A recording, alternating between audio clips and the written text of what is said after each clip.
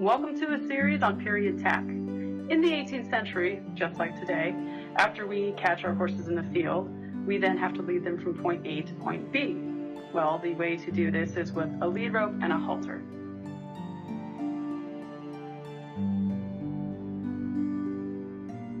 Transporting horses is the first step to getting them tacked up. You may have to lead them to their stable, to the barn for feeding, or to be saddled up. So, back in the 18th century, just like today, there were roughly at least two kinds of halters. You had the leather halters, in the 18th century more or less called watering collars.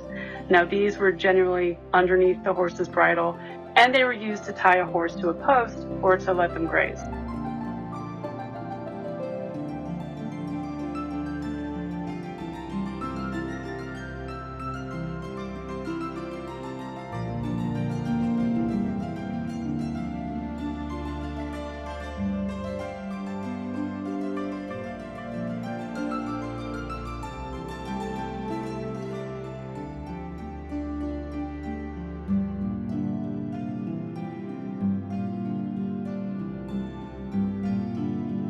The other type of halter that we have are rope halters.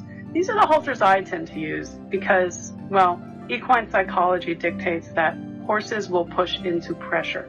This is a prey animal instinct. What they generally do is push into the predator if it's scaring them. Well, one way that they do this is if they're scared or they just want to push you around, they will drive into the halter. This is why it's not necessarily the best idea to have a thick nose band, because horses are masters at pushing into pressure. Well, then what you have is they will just push into the halter. So they can't do this with a rope halter because a rope halter is much thinner on their nose.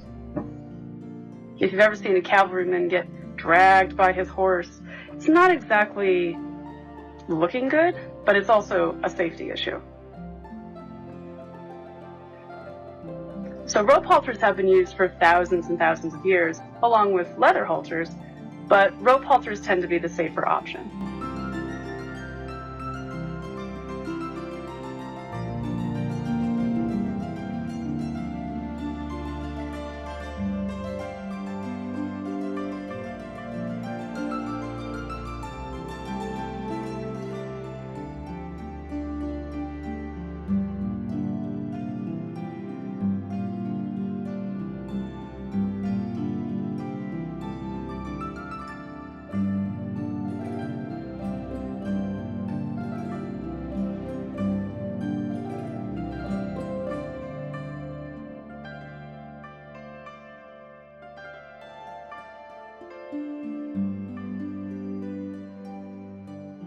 Masters of horsemanship at the time seems to also emphasize that you should be able to control a horse in their halter just as much as with the bridle.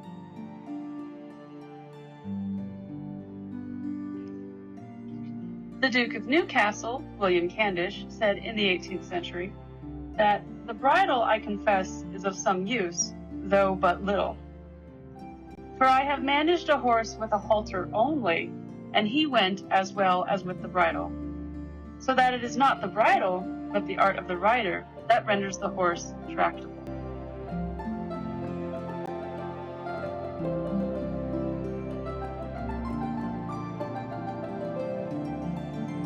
Cavalry historian Major G. Tilden of the 19th century stated that a halter is by definition a headstall of leather, rope, or webbing used for tying a horse up, sometimes made to act also as the headpiece of a bridle.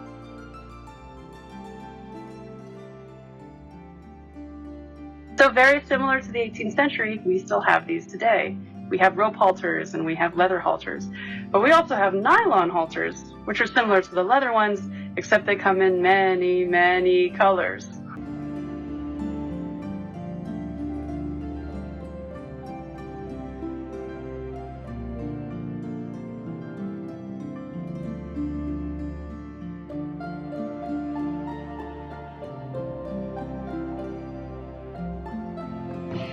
So, aside from these, halters have remained relatively unchanged for the past 300 years, with the sole purpose of leading our horses, training them, and tying them up. And it certainly was the same in the 1700s.